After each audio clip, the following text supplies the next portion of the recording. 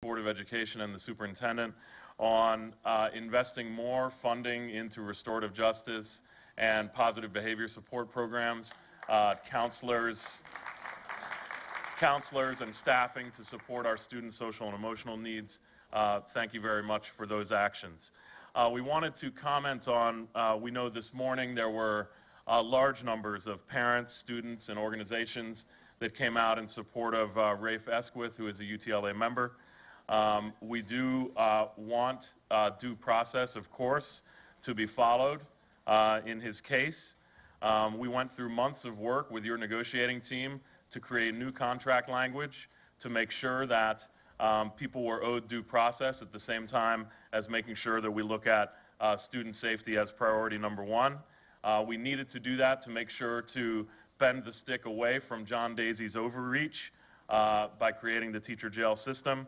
And we've gotten some reports that some of that contract language may not have been followed with Mr. Esquith, and we're concerned about that, so we want to have a conversation about that.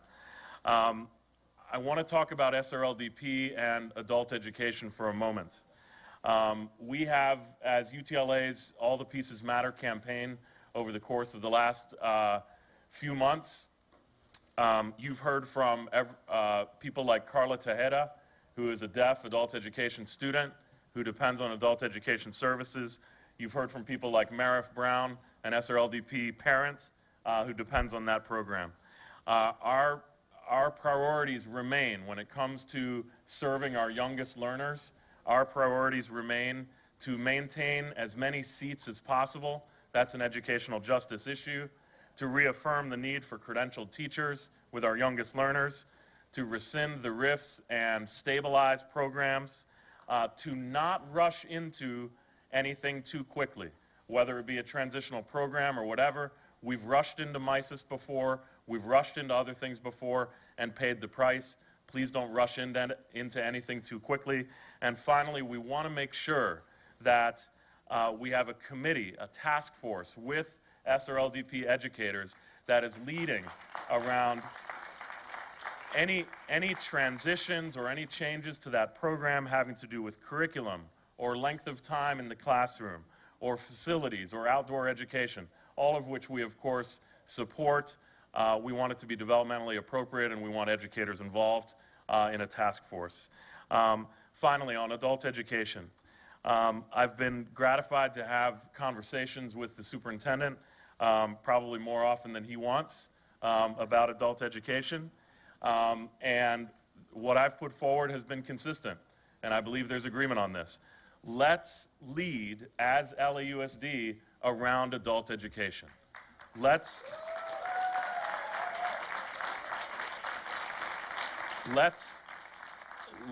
lead as an educational justice issue to make sure that 12,000 people on waiting lists get served.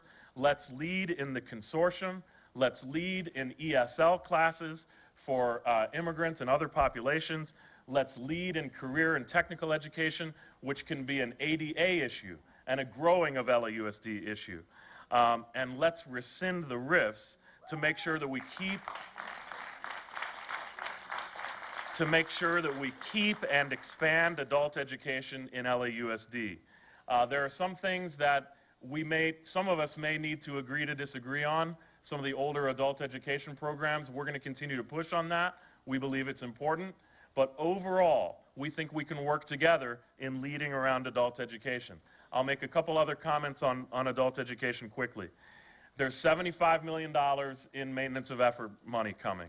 There's an additional $125 million coming that is going to be broken up by the consortium. There's an additional $29 million put into adult education in the LAUSD General Fund. This is more than enough money to take the lead, rescind the RIFs, and really articulate a program that can be nationally renowned. We believe the following steps are absolutely key. We need strong leadership in the consortium, this LARAC LA Regional Adult Education Consortium. And Mr. Superintendent, that strong leadership is you. And I want to walk shoulder to shoulder with you in providing that leadership. That consortium needs to meet, and they need to start meeting now. And they need to meet That consortium meeting is not a giveaway to community colleges. It is simply to coordinate services with community colleges. We believe with you that no one can provide adult education like LAUSD can. No one can provide it like LAUSD can. We just want to make sure that we coordinate services as by state law we're requested to, and that the community colleges, we coordinate services for students down the road. Finally,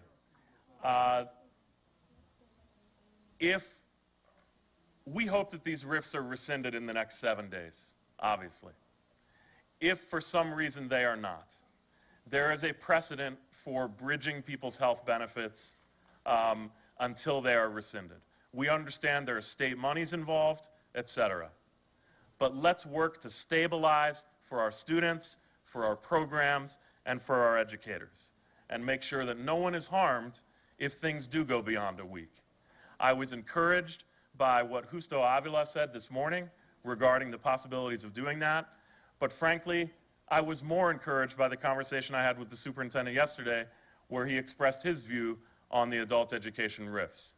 And so I want to end with, again, let's lead together around adult education. Let's make it a program that around the nation everyone wants to emulate, and let's do it as a district and union and parent and community partnership. Thank you very much.